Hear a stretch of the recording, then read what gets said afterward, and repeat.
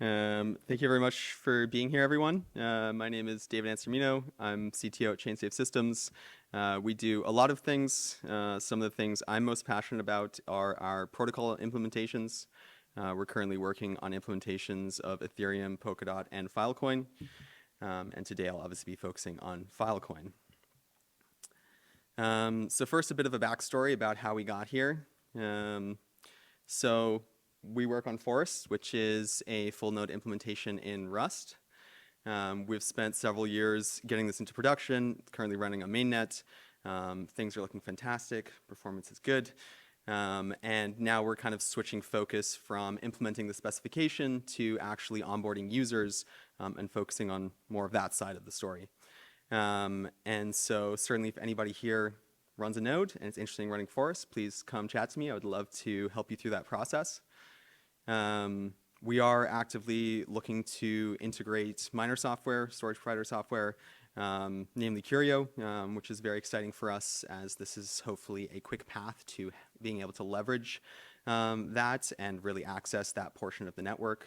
Obviously, storage providers make up a huge portion of the network. One of the kind of user-facing features that we're currently working on is the JSON-RPC interface. Right now, Forest supports about 129 of the 292 methods that exist. And that's kind of the preface for what brings me here today and what I'm going to be talking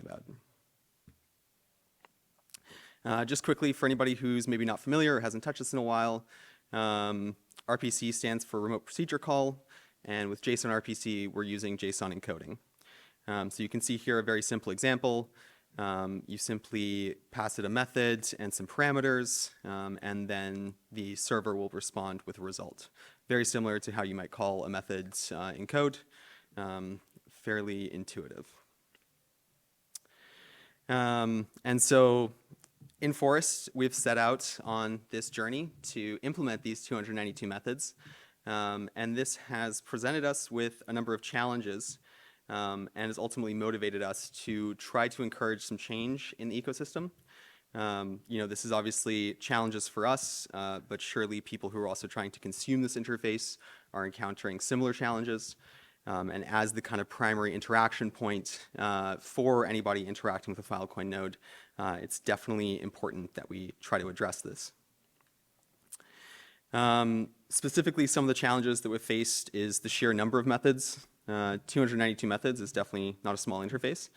And so we do believe that there's room to optimize here, to simplify things, perhaps remove some legacy stuff that's just not necessarily relevant to average users and kind of the key use cases.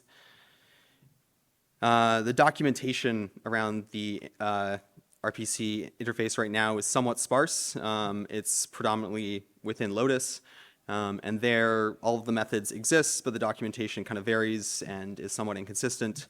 And so that's been a huge challenge for us as we try to actually replicate this and implement it inside of Forest, as we do need to spend a lot of time actually digging into the Go code and trying to understand what exactly is going on there.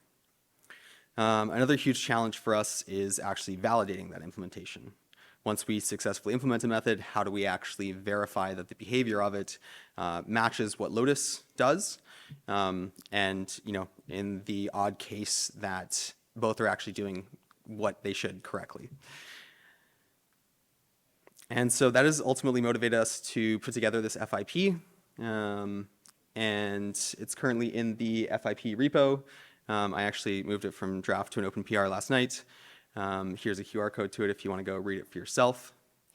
I'll touch on some of the elements within it.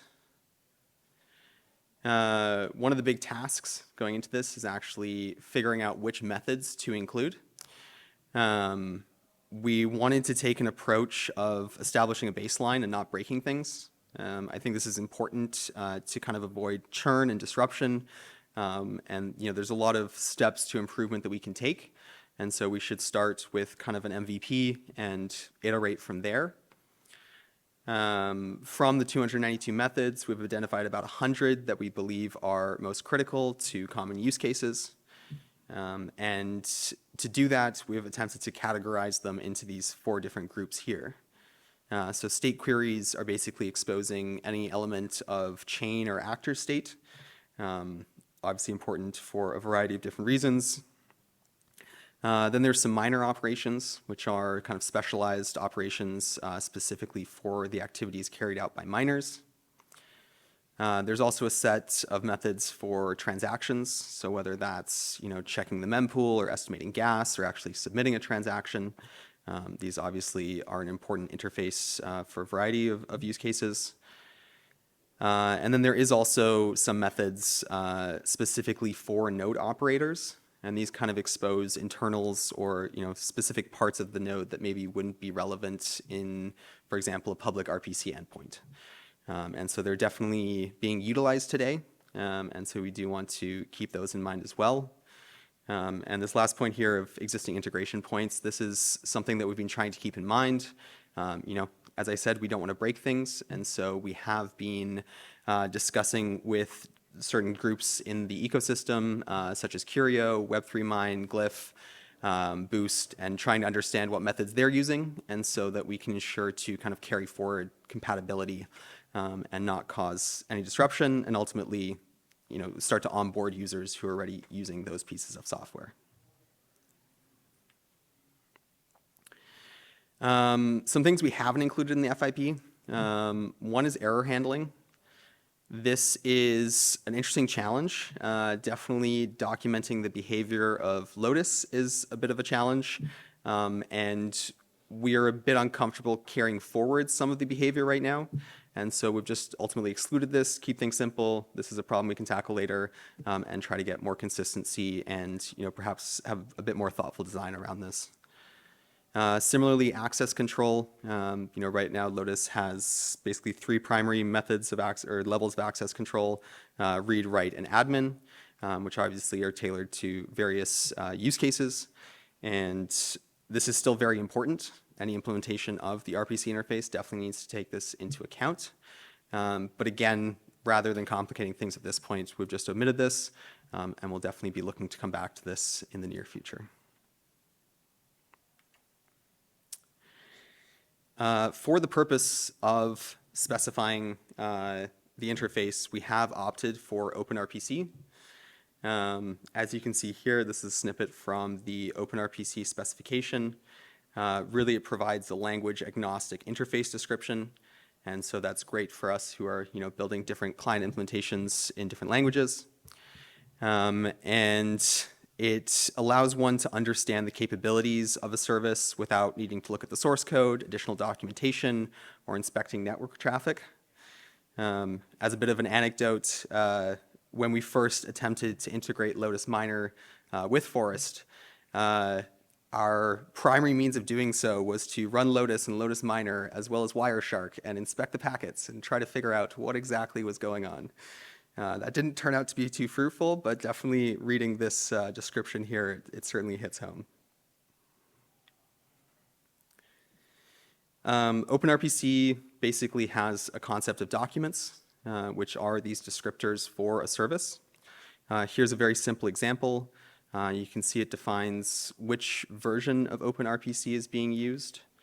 And then in the info block, it's describing the actual service. In this case, the service is called Example API, and the version of the interface is 1.0. And then you can see here there's an array of methods as well, which is on the next slide.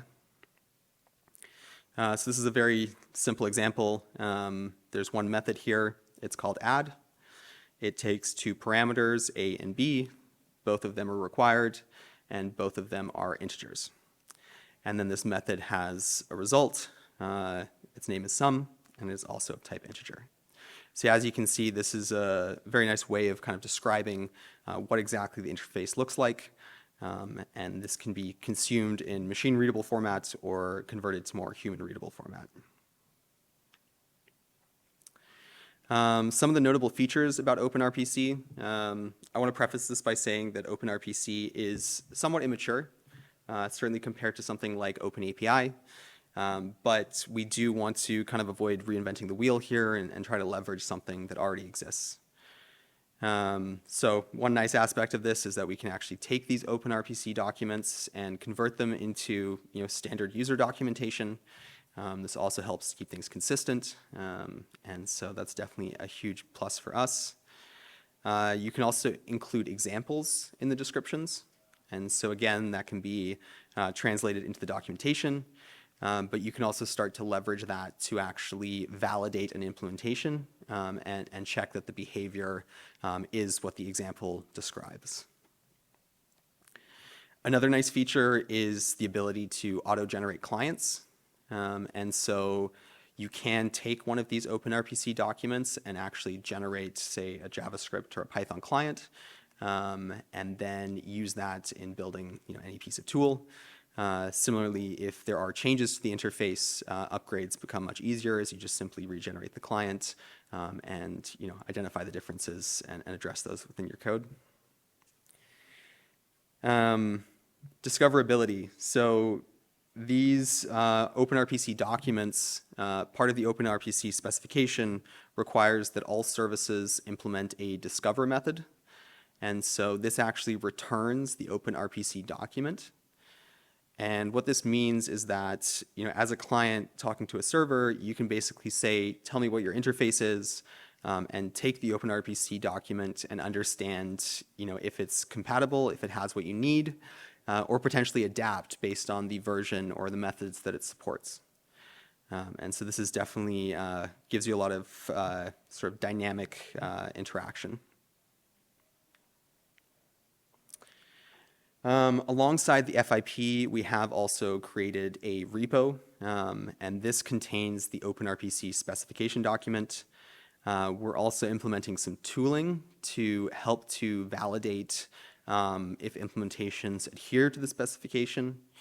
We would like to extend this also to validate the behavior, and so that we can have a shared set of tests that all implementations can benefit from and hopefully ease development in the future. Right now, this is living under the ChainSafe org, but we intend to transfer it to the Filecoin project in the near future.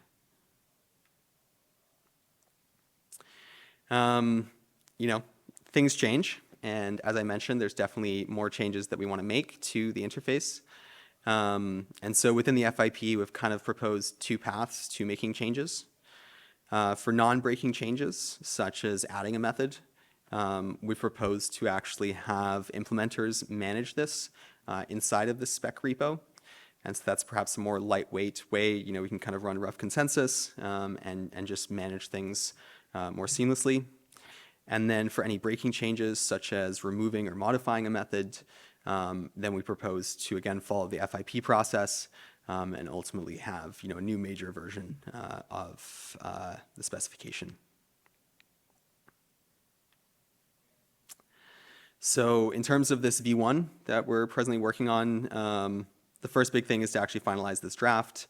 There's a few odds and ends that we still need to tie up and a few discussions that we'd like to have, but everything is more or less there, and so please do go check it out and let us know your thoughts.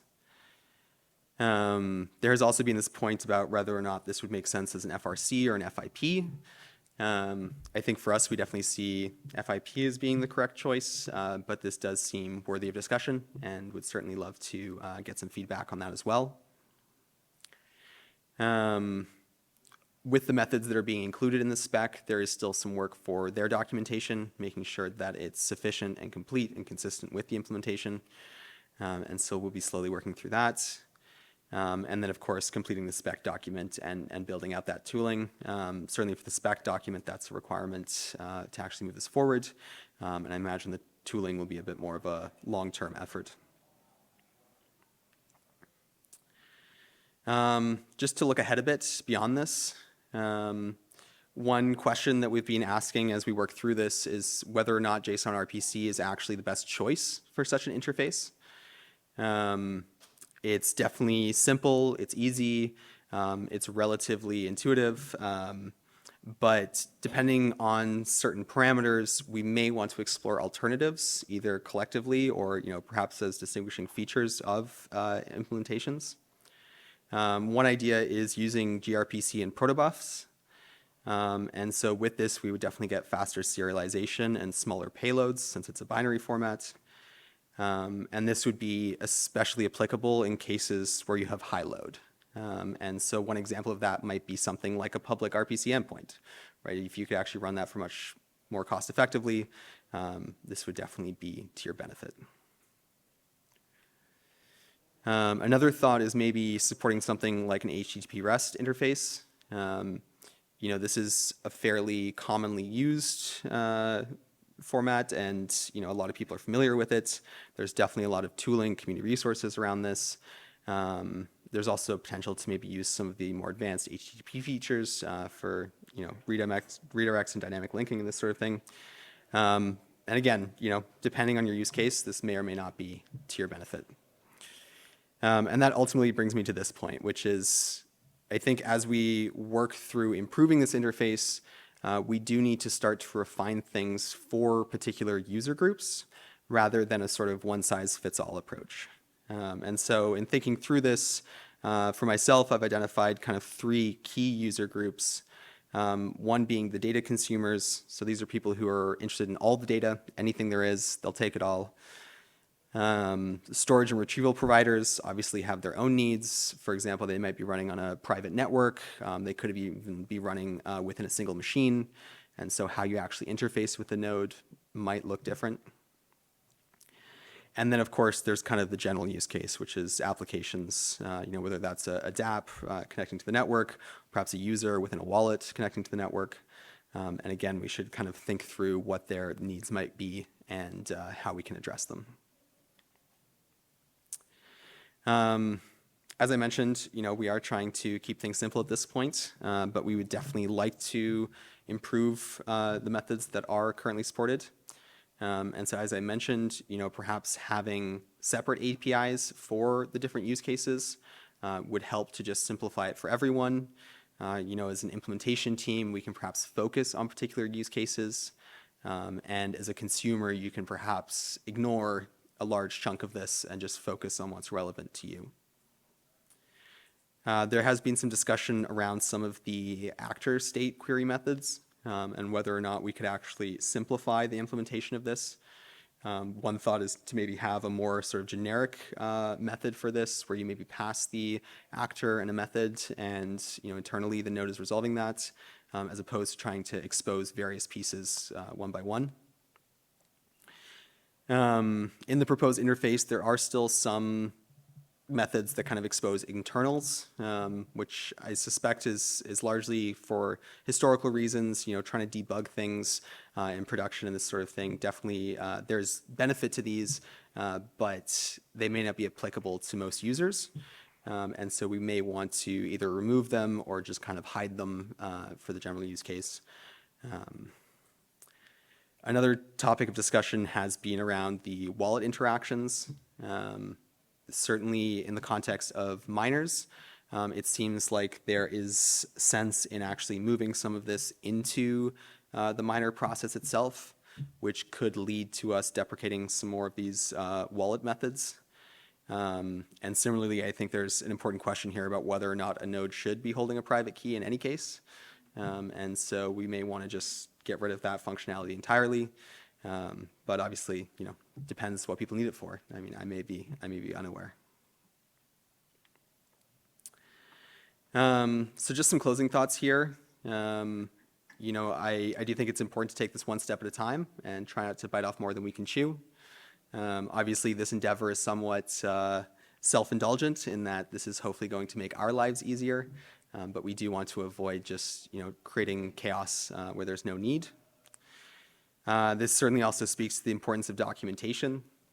It's quite interesting to me that we have to struggle through this so much, and I can only imagine what it's like for people coming into the space and their experience trying to interact with things like this. And so I think if we want to increase adoption, we definitely need to improve the efforts around documentation. And that's certainly true for Forest as well, and something that I'm going to be sitting with for the next few weeks, no doubt. And lastly, more discourse and thoughtful design. I definitely hope through this process we can actually use this as an opportunity to have more dialogue around what people need and how we address these different use cases. And so certainly, please check out the FIP discussion forum. There is a post specifically for this FIP, but just in general, a great place for us as a community to come together and have more dialogue. And yeah, that's basically it. please take a walk in the forest, come try us out, reach out if we can help you in any way. But thank you very much for being here today.